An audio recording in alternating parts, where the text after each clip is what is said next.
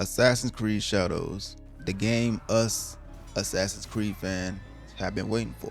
Now I'm pretty sure if you clicked on the video, you already know what Assassin's Creed Shadow is. But for those of you who don't know, let me give you a little description. Set in the 16th century Japan towards the end of the Sengoku period, the game will focus on the millennial-old struggle between the Assassin Brotherhood, who fight for peace and liberty, and the Templar Order, who desire peace through control, from the perspective of two protagonists, that being the ninja, the samurai. So in layman terms, you're in feudal Japan, and you're a ninja and a samurai. When I first heard of the concept and the location of it, I was like, who on earth will hate on this game? Everybody that's in on this game. Most of the hate is centered around the black protagonist, Yasuke. For some reason, some people even claim that he wasn't real. Other people claim that he wasn't a real samurai. Some people claim that the game is too woke, that they're forcing DEI down our throats. Do I think that's the case? Nope. Not really. I find the game enjoyable. I'm enjoying my time with the game so far. You know what I'm saying? I'm enjoying my time playing this Naoe, the ninja, and I'm enjoying my time playing the Yasuke, the samurai. But in this video, I'm going to be going over some reasons why I feel like the game is worth playing, why I feel like the game is a great game. I'm going to hit on the gameplay, then I'm going to hit on the visuals of the game, then I'm going to hit on the historical fiction aspect, the story based of the game, and this is going to be spoiler free. With that being said, let's get into the first reason why it's a great game. When it comes to Assassin's Creed gameplay, there's two things that you really worry about.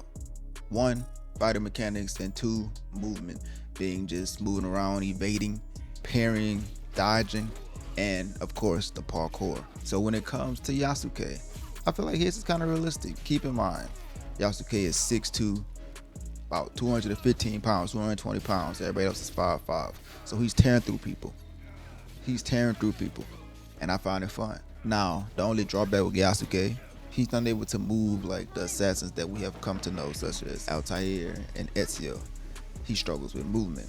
Now, the same people that was complaining about the movement in Assassin's Creed Valhalla, saying you could climb up anything, are the same people complaining that Yasuke, a 6'2", 215 pound dude, is not able to move as quickly and as agile as Naoe, the freaking ninja, who's like 5'4", 100 pounds. He can't move like her. And now it's a problem. Either you want realism, which I kind of figure is what they were going for with the Yasuke movement, or you want, just them to be able to climb up anything. Personally, I like this better. Now with Naoe, her mechanics are more stealth based.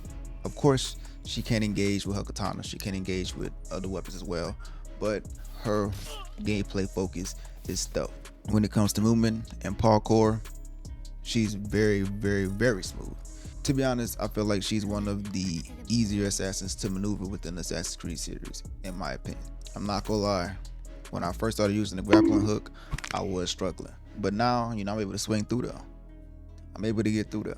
Even in the reviews that I have seen, I haven't really seen people complain about the movement mechanics or the fight. I saw people complaining about the grappling hook. But even in the reviews that I did see, people who brought up the movement mechanics, people who brought up the fighting, they didn't really have that many complaints about it. So with that being said, let's move on to the next one. Now the graphics of this game is what I've come to respect from a AAA title. Everything from the texture of the trees to how the horses look to how the character models look. Everything looks great in this game. Now let's get into the landscape.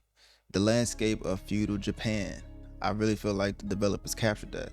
The vibrant color of the cherry blossoms, or even how green everything is when you're going through the wilderness. The game looks amazing. And of course, the environmental changes. I believe this is the first... Stop the cap. Well, not the first. This is one of the first Assassin's Creed to have multiple seasons. But not only do you see the change in seasons, you're able to see, even when you're just walking through grass, you're able to see how the wind interacts with the vegetation around you. Also the sound of the wind. When you ride your horse and the wind is blowing and the leaves are flying around you, you can hear the wind going from one side of your headphones to the other side of your headphones. The game is very immersive. And I think something that illustrates this well is this scene that I'm showing you right now.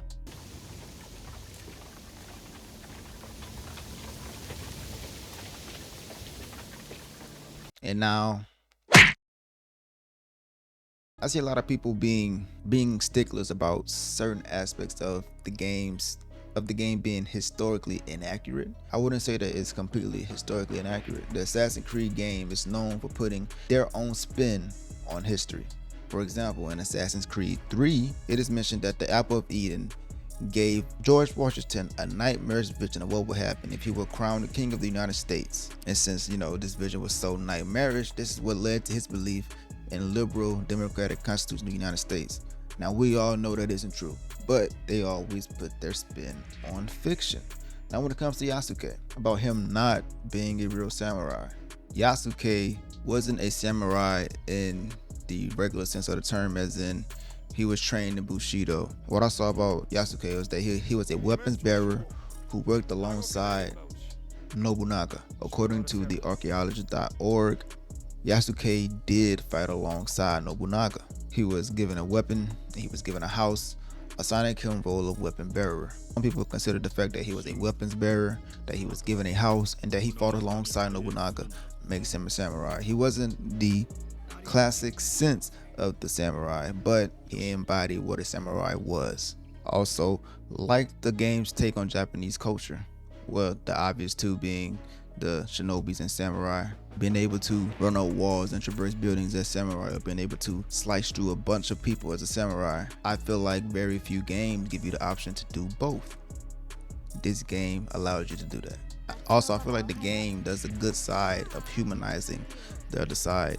The people that were being pillaged, the people that were being killed, they had their own families, they had their own way of life, and you see that in this game. Now, for the conclusion. Look, whether or not you agree with my take on the game, I just implore you to play the game yourself, and don't let reviews stop you from enjoying the game, or don't let reviews stop you from even trying to try the game. Get the game. If you don't like it, you don't like it. And yeah, I know that it costs money. What more do you want from me?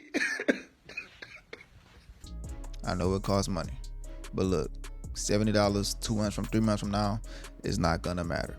Try the game. If you don't like it, you don't like it. But with that being said, if you made it to the end, like, comment, subscribe. I have more gaming content come out. I do gameplays, I do gaming commentaries, I do all kind of gaming videos. Also have another channel, Dog Reacts, where I get my perspective on things such as social commentary, just things happening in politics, anything happening in popular culture as well. But with that being said, peace.